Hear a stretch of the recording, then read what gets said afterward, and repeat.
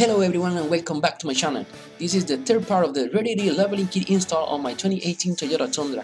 In this video I'm gonna show you how I install the rear differential spacers. You can find the first two parts of this video in the description below.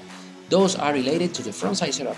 I'll be making more videos about my 2018 Toyota Tundra mods. If you are interested, remember to hit the subscribe button below and stay tuned. First, I use my jack to lift the Tundra from the center of the rear differential. Then I place one jack stand on each side. Now disconnect the lower shock absorber from the bracket. Use a 17mm socket to remove the nut. Then I place the jack in the passenger side of the rear differential. I lifted it a little bit just to facilitate the lower shock's bolt removal.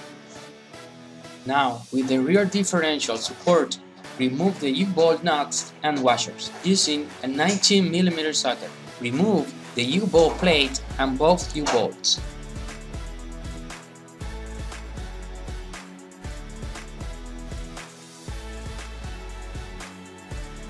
Pay special attention to all brake lines so that you don't overstretch any of them. Lower the rear differential from the passenger side about 2 inches. Now install the block spacer from the passenger side and the U-bolts that came with the kit.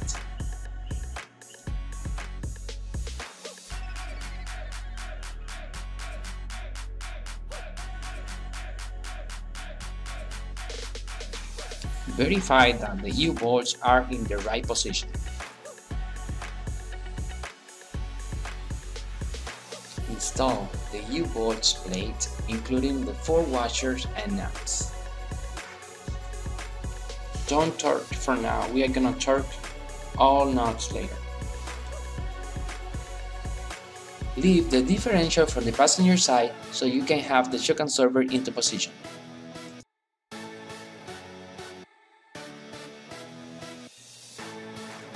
Install the shock absorber bolts and nuts. Add red LocTie to the bolt. Install the nut, but do not torque for now. We are gonna torque all nuts later.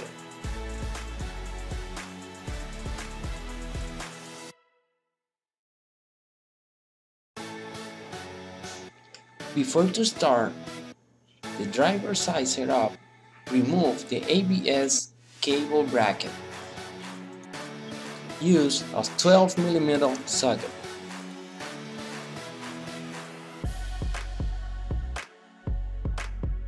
You may need to use the jack to make more space in order to fit the spacer into position.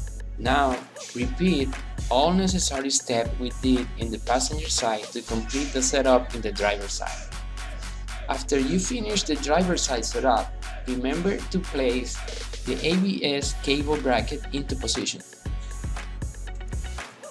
Torque the shock absorber ball nuts to 66 foot-pounds of torque.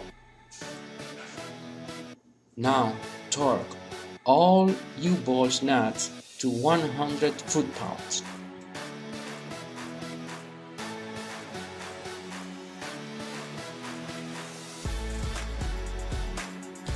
This is the end of this part, but on my next video I'm gonna show you how it looks before and after. Also I'm gonna talk about some tips, recommendation, and also I'm gonna talk about my experience doing this by myself. So if you're interested, hit the button below to subscribe to my channel. Wait.